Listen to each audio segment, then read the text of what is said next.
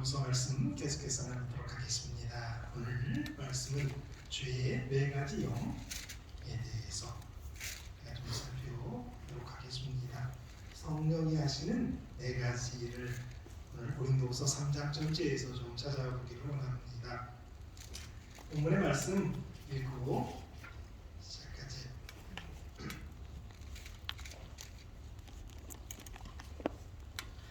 우리가 다시 자천하기를 시작하겠느냐? 우리가 어찌 어떤 사람처럼 추천서를 너에게 붙이거나 혹은 너에게 받거나 할 필요가 있느냐?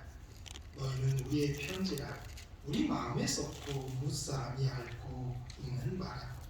너희는 우리로 말미암아 나타나는 그리스도의 편지니 이는 먹으로 쓴 것이 아니요 오직 살아계신 하나님의 영으로 쓴 것이며 또 돌판에 쓴 것이 아니요 오직 육의 마음판에 쓴 것이라.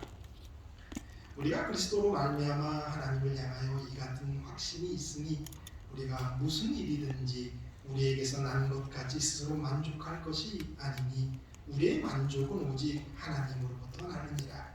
그가 또한 우리를 새 언약의 일꾼 되게 만족하게 하셨으니 율법 조문으로 하지 아니하고 오직 영으로 함이니 율법 조문은 죽이는 것이요 영은 살리는 것이니라.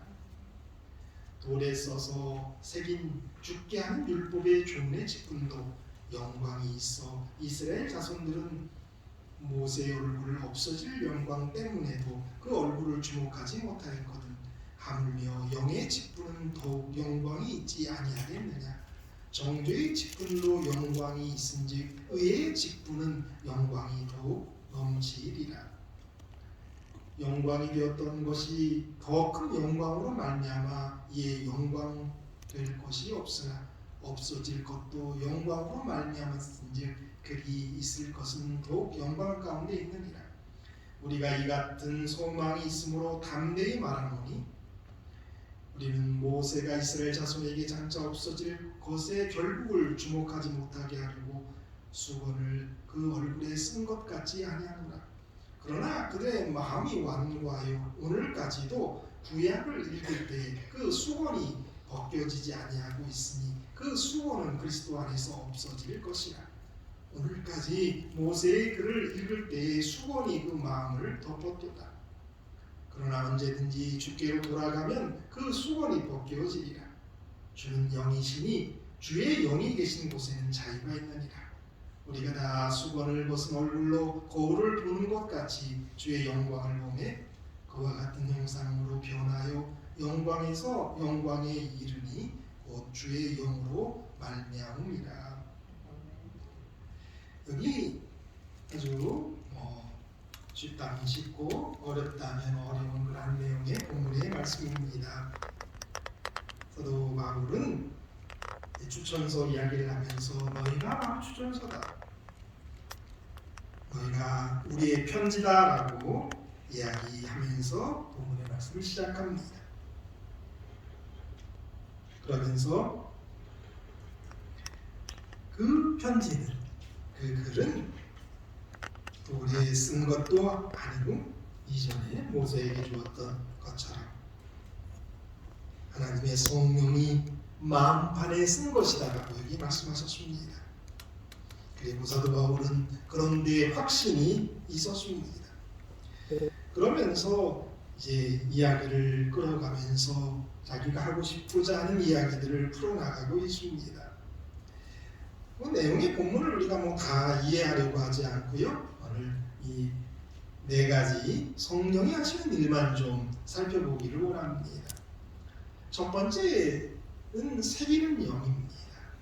하나님의 영으로 쓴 것이다라고 3절이 말씀하고 있는데요. 3절만 보죠. 너희는 우리로 말미암아 나타난 그리스도의 편지니 이는 먹으로 쓴 것이 아니요 오직 살아계신 하나님의 영으로 쓴 것이며 또 돌판에 쓴 것이 아니요 오직 육의 마음판에 새기는 것이다. 성령님 하시는 일 가운데 첫 번째 일은 새기는 일을 하십니다. 그리스도의 편지는 먹으로 쓴 것이 아니고 오직 살아계신 하나님의 영으로 쓰였다고 이렇게 말씀하십니다.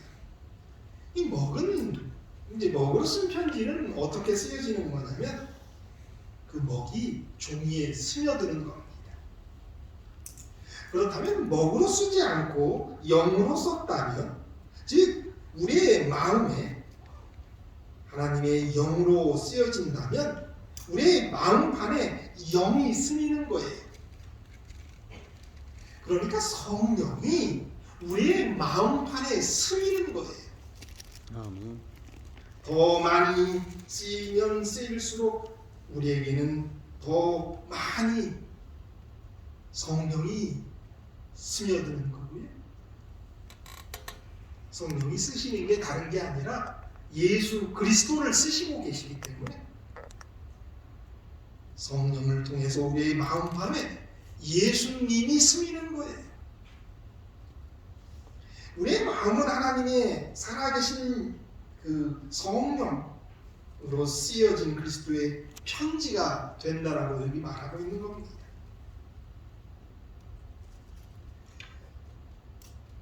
우리의 속에, 우리의 마음판에 그리스도가 쓰여짐으로 우리가 그분의 편지가 된다라고 여기 말합니다. 그러니까 정말 확실한 편지죠. 성령님이 스며서 우리의 마음에 스며들어서 뭐를 그리시냐면, 어떤 편지가 되냐면, 어떤 그림이 되냐면 예수 그리스도의 편지가 되는 거예요. 예수 그리스도의 그림이 되는 거죠. 그래서 우리를 보면 예수님이 어떤 분이신지 보여질 수 있을 거다라고 말하고 있는 것입니다. 그래서 첫 번째 성령님은 새기는 영.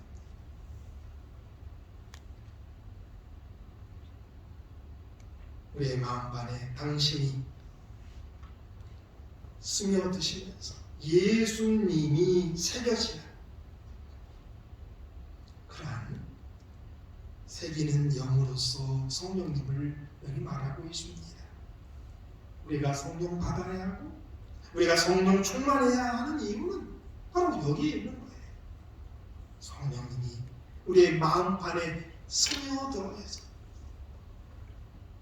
우리가 예수님을 온전히 증거하는 예수의 편지가 되어야 하기 때문입니다. 두 번째, 생명 주는 영에 대해서 말씀하십니다. 이것도 6절 말씀만 딱 읽어보죠. 그가 또한 우리를 새 언약의 일꾼 되게 만족하게 하셨으니 율법 종으로 하지 아니하고 오직 영으로 함이니 율법 종은 죽이는 것이요 영은 살리는 것입니다. 성령님이 하시는 일, 그 하시는 일은 살리는 겁니다.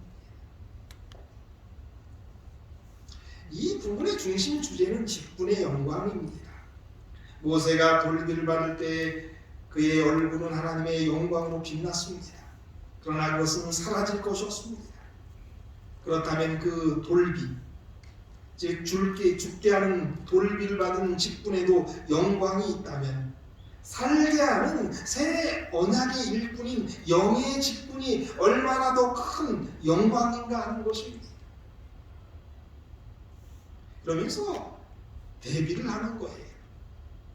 율법은 사람을 살리지 못합니다.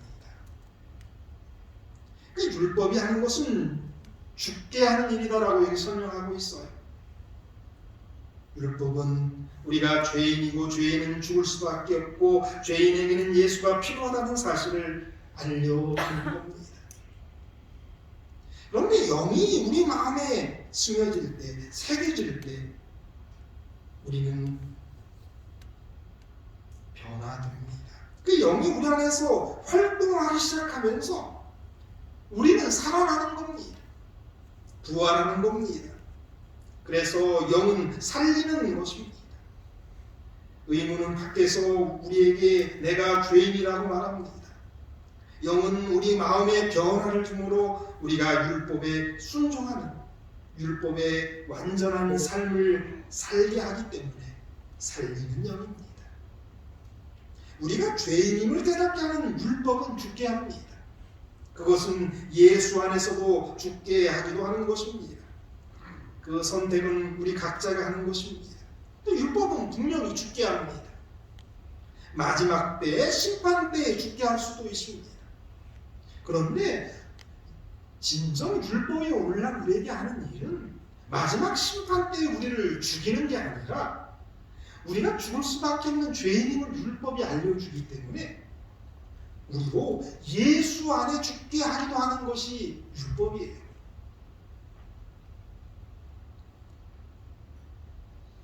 그래서 율법을 통해서 우리가 죄인임을 깨닫고 내가 예수 안에 죽어야 된다라는 걸 깨닫게 되는 거죠. 그러한 일을 성령이 하시는 거예요. 그래서 성령은 살리는 영이다라고 말씀하고 있는 거예요. 여러분, 살리는 영, 그 성령님의 은혜를 여러분 경험하시게 되기를 바랍니다. 그 경험은 예수 안에 죽게 하는 거예요. 그래서 결국은 우리가 영원히 살게 하는 거죠. 그 일을 성령이 한다라고 여기 말씀하십니다. 세 번째로 자유하게 하는 영이 있습니다. 17절의 말씀인데요. 이 말씀 보기 전에 아까 계속 이어지는 말씀들 한번 잠깐 살펴보고 가죠. 돌에 써서 새긴 죽게 하는 율법의 조문의 직분. 영광이 있어 이스라엘 자손들은 모세의 얼굴에 없을 영광 때문에 그 얼굴을 주목하지 못하였거든. 하물며 영의 직분 더욱 영광이 있지 아니래. 정죄의 직분도 영광이 있은지 의의 직분은 영광이 더 넘칩니다. 여기 계속해서 영의 직분이 얼마나 더 큰지를 이야기하고 있어요. 자유하게 하는 영, 이 말씀이 이라는 말씀의 배경 가운데 나오죠. 오늘 나오는 모든 말씀의 배경이 이 말씀이죠. 출애굽기 34장 29절에서 35절인데 한번 읽고 생각해보죠. 모세가 그 증거의 두 판을 모세의 손에 들고 시내산에서 내려오니 그 산에서 내려올 때 모세는 자기가 여호와와 말하였으므로 말미암아 얼굴 피부에 광채가 나나 깨닫지 못하였다. 아론과 온 이스라엘 자손이 모세를 볼 때에 모세의 얼굴 피부에 광채가 남을 보고 그에게 가까이 하기를 두려워하더니 모세가 그들을 부르매 아론과 회중의 모든 어른이 모세에게로 오고 모세가 그들과 말하니 그 후에야 온 이스라엘 자손이 가까이 온지라. 모세가 여호와께서 시내산에서 자기에게 이르신 말씀을 다 그들에게 명령하고 모세가 그들에게 말하기를 마치고 수건으로 자기 얼굴을 가렸더라. 그러나 모세가 여호와 앞에 들어가서 함께 말할 때에는 나귀까지 수건을 벗고 있다가 나와서는 그 명하신 일을 이스라엘 자손에게 전하며 이스라엘 자손이 모세의 얼굴에 광채를 보므로 모세가 여호와께 말하러 들어가기까지 다시 수건으로 자기 얼굴을 가렸더라. 이 말씀의 배경 가운데에서 오늘 고린도서 3장의 이야기가 이렇게 나오는 겁니다. 그런데 우리가 잘 아는 얘기예요. 두 번째 돌기를 받으러 올라갔다 내려올 때 모세가 하나님의 영광에 의해서 얼굴이 정말 해같이 빛났습니다. 불꽃같이 타올랐어요. 그래서 차마 모세를 볼 수가 없었습니다. 모세가 가까이 오라고 해서 아론과 지도자들이 가까이 가서 안 죽는 걸 보고 백성들이 모였다는 겁니다.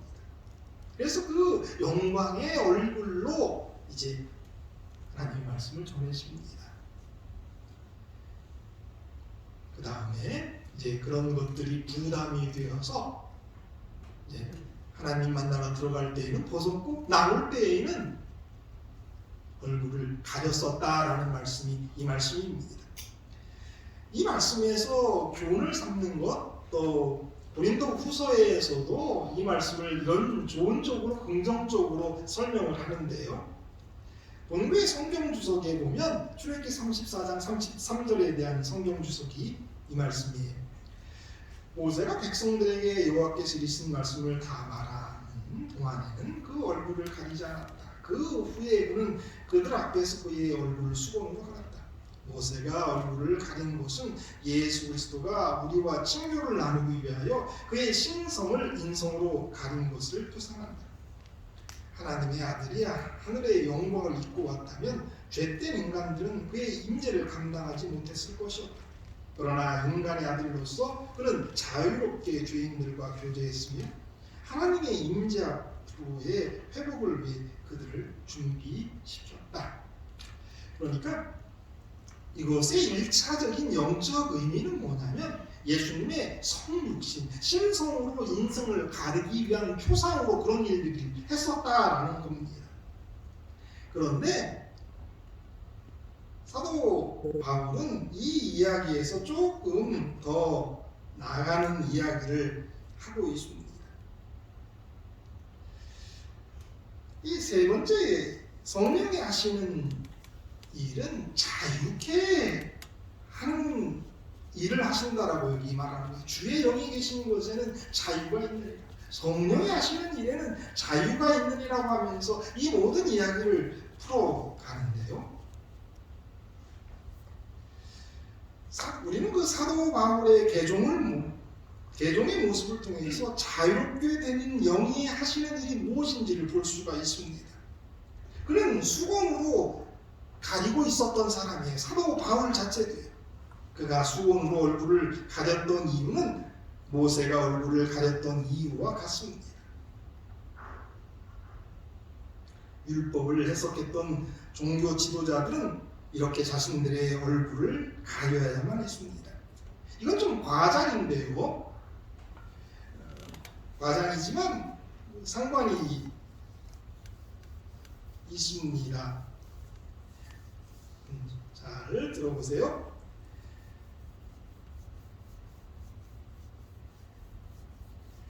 여기 말씀에 이런 말씀이 있어요. 13절 우리는 모세가 이스라엘 자손들에게 장차 없어질 것의 결국을 주목하지 못하게 하려고 수건을 그 얼굴에 쓴 것 같지 아니하노라. 이 말씀을 영적인 것으로 이제 이야기할 때 아까 드렸던 예수님의 신성을 육신으로 인성으로 가린 부분에 영적 큰 의미가 있는데 이 13절의 말씀 그대로 이렇게 우리가 적용하면 이런 식의 해석이 되는 거예요. 어떤 해석이 되냐면 모세가 왜 얼굴을 가렸냐면 자기 영광이 결국은 없어질 줄을 알았기 때문에 그 없어지는 것을 이렇게 보여주지 않으려고 우리는 모세가 이스라엘 자손들에게 장차 없어질 것의 결국을 주목하지 못하게 하려고 수건을 그 얼굴에 쓴 것 같지 아니하노라. 사도 바울이 모세가 이 수건을 쓴 이유를 다른 한 각도로 설명하는데 그거는 뭐냐면 이게 이 영광이 없어질 건데 이 영광이 없어지는 것을 모르게 하려고 일부러 가렸었다라는 주장을 하고 있는 겁니다. 그러니까 모세가 하나님의 영광이 그에게 계속 이어지고 있는 것처럼 속이는 모습을 보였다라고 표현하고 있는 거예요. 그런데 그 이후에 종교 지도자들도 계속 수건을 쓰고 있었다라고 생각하는 거예요. 왜냐하면 없어져 버린 그 영광을 보이지 않도록 하기 위해서 그 이후에 종교 지도자들이 다 수건을 쓰고 있었다는 거예요. 왜냐하면 그들이 계속해서 수건을 써야 했던 이유는 그들에게 영적 권위가 있어 보였던 그거를 이렇게 나타내기 위해서. 그러니까 자기는 그 하나님의 영광이 하나도 안 나타나지만 이 수건을 쓰고 있으면서 내 속에는 하나님의 영광이 나타나는 거다라는 걸 보여주는 그런 쇼 비슷한 것이 있었다라고 생각하는 거예요.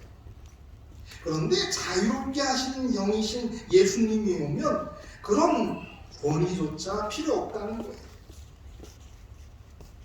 예수님께서 모세가 그렇게 하도록 하신 이유가 나름대로 있었을 것이다라고 생각합니다. 왜냐하면 종교 지도자의 권위가 있어야 되고 모세는 그 하나님의 영광을 이렇게 계속 보여주고 있어야 힘이 있었기 때문이죠. 그런 의미에서 사도 바울도 그가 개종하기 전에는 수건으로 얼굴을 가리고 있었던 사람이다라고 얘기할 수 있는 거예요. 그래서 그는 그 수건으로 가린 채 살았기 때문에 온전하지 못했고 예수님의 제자들을 핍박할 수밖에 없었습니다. 그런데 그가 다메섹으로 가는 도상에서 예수님을 만납니다. 예수께서 그에게 말씀하시기를 사울아 사울아 내가 왜 나를 핍박하느냐 하셨습니다. 그때 바울의 옛 이름 사울이었죠. 사울이 주여 누이시니까 물었죠. 그리고 예수님을 만났습니다. 예수님을 그가 온전히 만남으로 말미암아 그가 좀 자유하게 된 거예요. 그런데 당장 그 일이 일어난 게 아니라 계속 수건이 그에게 있었는데 그 일로 그는 눈을 멉니다. 그런데 아나니아가 그에게 와서 기도한 후에 눈에서 비늘이 벗겨집니다. 이것은 그에게서 수건이 벗겨졌다는 것을 상징하는 것입니다. 그래서 사울이 예수님을 만남으로 해서 그의 마음에 예수가 들어갔을 때에 다시 말해서 마음을 덮고 있던 수건이 벗어지는 거죠. 그래서 그가 자유롭게 됐다는 거예요. 그렇기에 성령에게는 자유롭게 하시는 그 힘이 있다는 거예요. 자유롭게 하는 영이 성령이시다는 거죠. 그런데 오늘 우리에게도 이러한 수건이 가려져 있음을 사도 바울은 말합니다. 그래서 15절에 오늘날까지 모세의 글을 읽을 때에 수건이 그 마음을 덮었도다라고 말하고 있는 거예요. 그런데 그것은 그 당시 이 글을 기록할 당시뿐만 아니라 오늘 우리에게도 수건이 우리의 마음을 덮고 있을 수 있단 말이에요. 아까 드렸던 말씀으로 왜 모세가 수건을 썼냐? 사도 바울은 13절에서 하나 재미난 얘기를 하는데 없어질 그 영광을 주목하지 못하게 하려고 수건을 썼다. 그래서 그 이후에 지도자들이 다 그런 식으로 이렇게 가린 상태로 모세의 그 권위 그거를 이렇게 주장하고 성경을 가르쳤다. 오늘 우리들도 그럴 수 있단 말이에요. 특별히 재림교인들이 그럴 수 있단 말이에요. 우리는 남은 자손이다라고 생각하고 제식을 하고 안식일에 귀한 기별이 있고 마지막 사건들에 대해서 너무 깊은 그런 것들을 가지고 있죠.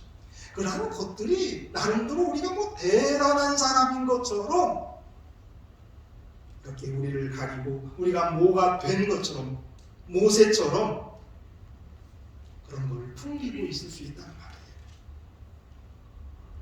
그런데 그러한 모습이 자유를 주지 못하고 있는 거예요. 그런 거에 얽매여 살 수 있단 말이에요. 우리가 뭐가 된 사람이냐 그렇게 살면서 자유롭지 못하는 거죠. 그렇게 가려져 있기 때문에 예수님을 우리가 온전히 이렇게 받을 수 없고 자유롭지 못한단 말이에요. 그래서 예수를 만나면 성령님을 통해서 그 수건이 벗어지고 우리를 자유롭게 한다라는 거예요. 그래서 우리가 아직도 무엇인가 내가 대단한 사람인 것처럼 내가 특별한 나는 우리인 것처럼 생각하고 내가 하는 어떤 일들을 통해서 그거를 보여주고자 한다면 우리는 자유롭지 못하는 거예요. 그러니까 우리는 그냥 이렇게 속이고 있는 거죠. 우리가 뭔가 있는 것처럼 이렇게 속이고 살 수 있단 말이에요. 그러나 주의 영은 자유를 주는 거고, 예수님을 만나면 그러한 자유가 우리에게 있어야 된다는 거예요. 이 사랑하는 모든 분들, 여러분에게 진정한 자유가 있게 되기를 바랍니다. 예수 때문에 자유로워야지, 내가 특별한 것처럼 이렇게 뭐를 이렇게 쓰고 우리를 위장하고, 그것은 참된 그리스도인의 모습이 아니다라는 이야기를 사도 바울이 여기서 하고 있는 것입니다. 유대인들이 이전에 그랬고요. 또 모세의 글을 읽었던 고린도 교회 성경을 좀 아는 사람들이 그런 식으로 살았던 거고, 오늘 우리도 그렇게 살 수 있음을 여기 말씀하고 있습니다. 그러나 주의 영은 우리를 자유롭게 한다라고 말씀하신 겁니다. 마지막으로 변화시키는 영이 있습니다. 18절 말씀인데요. 우리가 다 수건을 벗은 얼굴로 거울을 보는 것 같이 주의 영광을 보매 그와 같은 형상으로 변화하여 영광에서 영광에 이르니 주의 영으로 말미암으니라. 여기 변하게 되는 것, 그게 주의 영으로 말미암는다라고 여기 말씀하십니다. 그러니까 성령님을 통해서 우리가 변화할 수 있다라고 여기 말씀하고 있습니다. 그런데 이 바라보는 것은 우리 스스로 주님을 보는 것이고요. 반사하는 것은 다른 사람들이 우리를 통해 그분을 보는 것입니다. 우리는 주의 영광을 주목하고 반사하는 거울임을 여기 말씀하고 있는데요. 이처럼 우리의 얼굴은 우리가 분명하게 보고 정확하게 반사하도록 수건이 완전히 벗겨져야 한다라고 여기 말씀하고 있는 겁니다. 이 18절의 말씀을 이렇게 보면 이렇게 두 가지 해석 정도로 되게 이어져요. 개역 개정은 이제 뭐를 강조했냐면, 우리가 다 수건을 벗은 얼굴로 거울을 보는 것 같이 주의 영광을 보매 그와 같은 형상으로 변화해요. 그래서 변화하는 게 어떻게 변화하냐면, 주의 영광을 보면 주님과 같이 형상으로 변한다라고 하는 부분을 강조해요. 그런데 현대어 성경은 딴 쪽을 이야기하는데, 한번 잘 보세요. 우리 그리스도인은 얼굴을 가리는 수건이 없습니다. 거울처럼 주님의 영광을 환하게 비출 수 있습니다. 그리고 주님의 영이 우리 속에 일하심으로 우리는 말할 수 없는 영광 속에서 더욱더 주님을 닮아갑니다. 이 공현대어 성경은 우리가 거울처럼 주의 영광을 환하게 비칠 수 있음을 강조해요. 그러니까 위의 것은 주를 보고 주의 영광을 보면 우리가 변화한다. 밑에 것은 거울처럼 영광을 환하게 비출 수 있다라는 건데, 가장 완전한 해석은 이런 해석이 가장 완전한 해석이라고 해요. 그리고 우리가 다 수건을 벗은 얼굴로 거울같이 주의 영광을 바라보고 반사함에 저와 같은 형상으로 변하여 영광에서 영광으로 이르니 곧 주의 영으로 말미암습니다.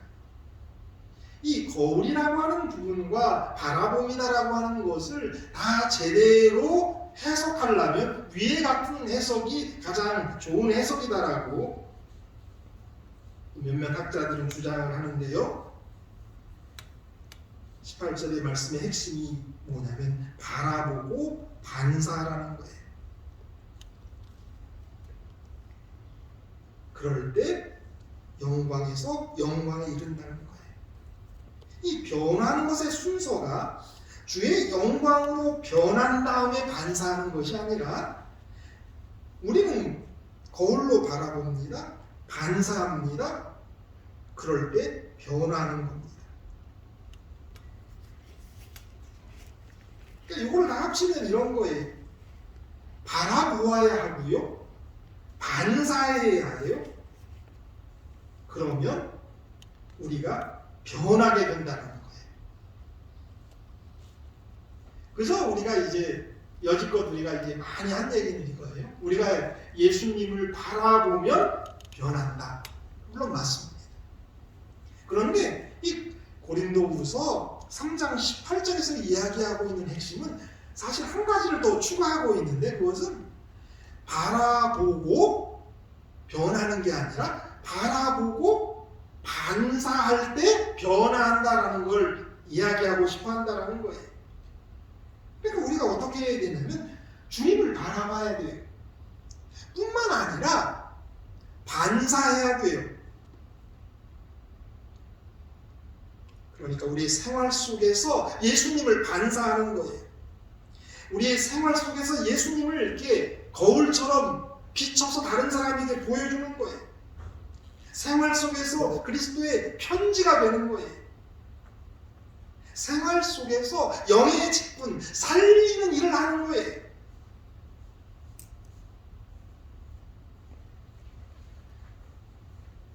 우리가 특별히 이제 어떤 교회에 사역을 하다 보면 성도님들에 대한 이야기를 듣게 되죠.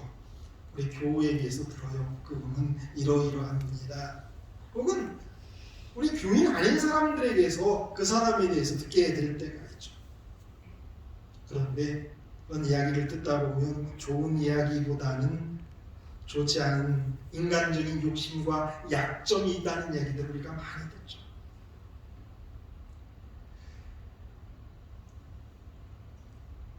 그 이야기는 뭐냐면 우리 그리스도인들이 이 세상에서 예수 그리스도의 편지로서 예수님을 제대로 반사하지 못하고 있다는 거죠. 하나님께 영광을 돌리는 편지가 아니라 하나님께 욕을 돌리는 편지가 되고 있다는 거죠. 하나님을 반사하는 것이 아니라 사단의 욕심의 얼굴을 반사하고 있음을 보게 돼요. 그래서 예수 믿는 많은 사람들이 예수님 보면 예수님처럼 이렇게 된다라고 그냥 예수님 이렇게 보는 것으로 그의 그 신앙생활을 끝내요. 예수님 바라보면 돼요. 그리고는 살 때에는 자기 욕심대로 살아요.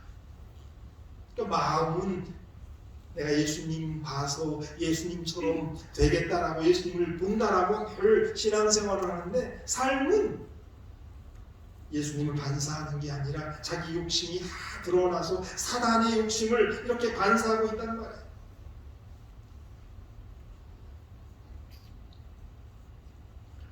왜냐하면 28절이 이야기하고 있는 그 비결을 모르기 때문에 바라보고 반사할 때에 변화되는 거예요. 바라보고 반사함에 저와 같은 형상으로 변화해요. 그러니까 그냥 바라보는 것으로 여러분 만족하지 마시게 되길 바랍니다. 바라보고 그 예수님을 우리의 삶을 통해서 이렇게 반사를 해야 돼요. 그게 그리스도의 편지라는 거죠. 그럴 때 우리가 예수님의 형상으로 변화한다는 거죠. 삶 속에서 우리는 전도해야 합니다. 오늘 말씀을 정리하면 이런 거예요. 그러기 위해서 먼저 우리는 주의 영이 스며야 해요. 성령이 우리에게 이렇게 스며야 해요. 우리의 마음 안에 스며야 해요. 그리고 살리시는 영이신 성령님께서 우리를 살려내야 해요. 변화시키는 영의 활동을 통해서 우리가 정말 자유로워야 돼요. 뭐 대단한 신앙인처럼 이렇게 가리고 사는 것이 아니라 자유하게, 그 자유함에 사람들이 예수 믿으면 저렇게 자유하구나, 뭐 가는 것이 아니라 자유함을 통해서 예수님을 드러내야 한다. 자유롭게 하는 영께서 우리로 수건을 벗게 함으로써 그러한 일들이 이루어지는 거죠. 우리의 실수는 뭐냐면, 우리가 이제 그리스도의 편지로서 실수하는 이유는 뭐냐면 수건으로 얼굴을 가리고 있기 때문에 그래요.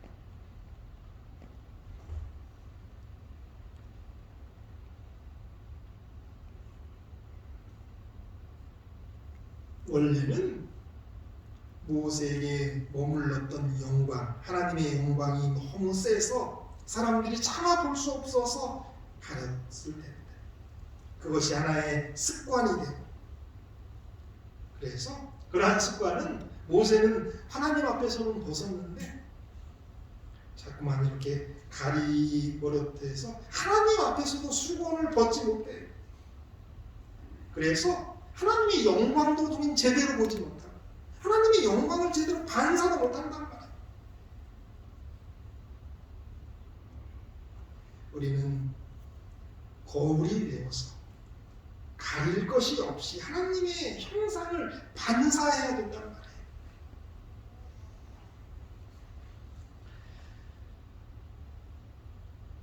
모세는 없어질 영광이었기 때문에 또한 가렸다라고 오늘 본문은 이야기합니다. 그러나 우리는 없어질 영광이 아니에요.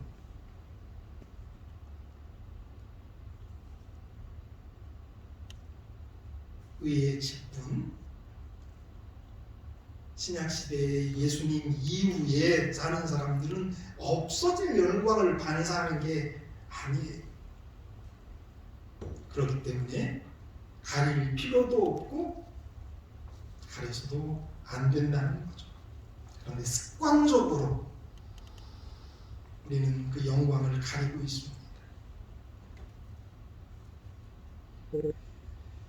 그 이전에는 하나님의 영광이 잠시 머물러 있었던 것인데 반해서 오늘은 그 영광이 영원한 시대다라고 오늘 본문이 말씀하고 있어요.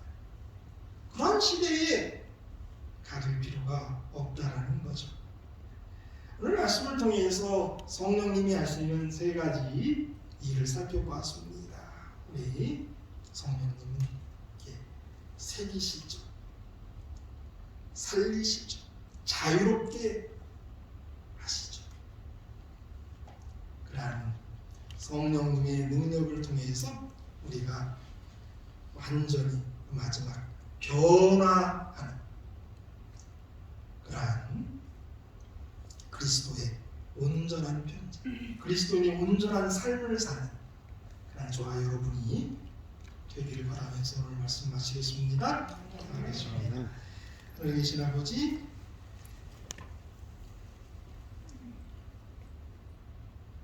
우리가 죄악 가운데 살기 때문에 습관적으로 있는 것처럼 가리고 자유 없는 그러한 신앙생활로 사람들에게 온전한 모습 보여주지 못하는 그러한 우리의 잘못을 회개합니다.